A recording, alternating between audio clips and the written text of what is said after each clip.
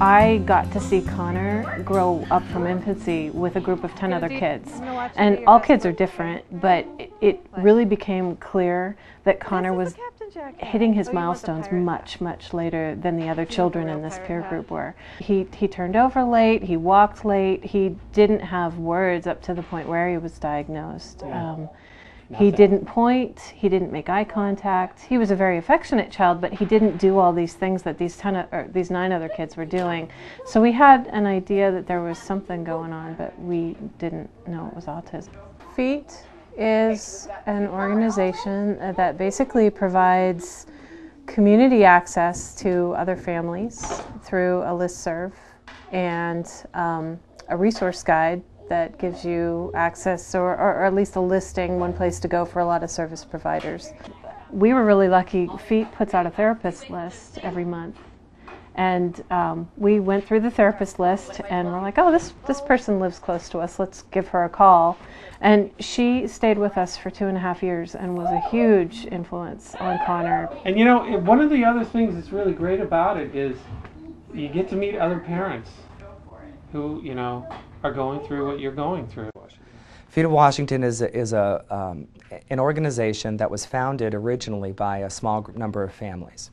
And their goal was, and still is, to help bring and to help advocate for and to bring effective services to children and young adults with autism and adolescents with autism, and really is one of the leadership organizations in the state for saying these are the types of services that people with autism not only require but really should have a right to.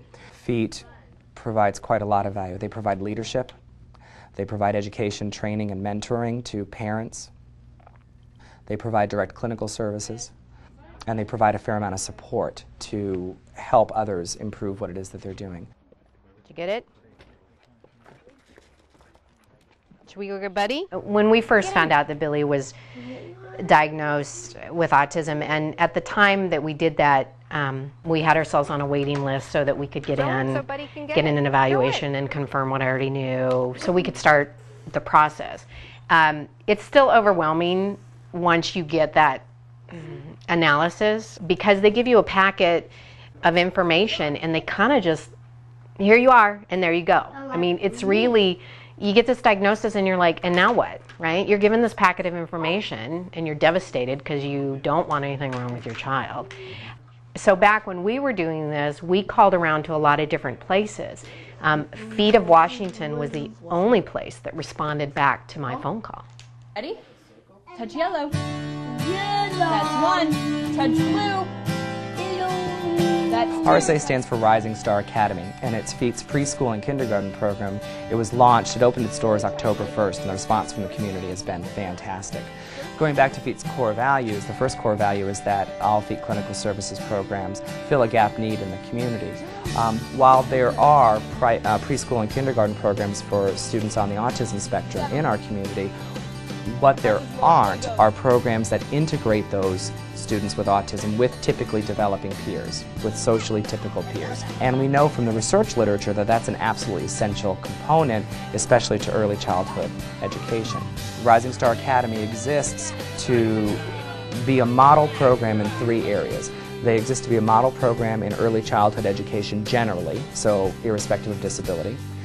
To be a model program in early childhood special education, and to be a model program in early childhood special education for children with autism.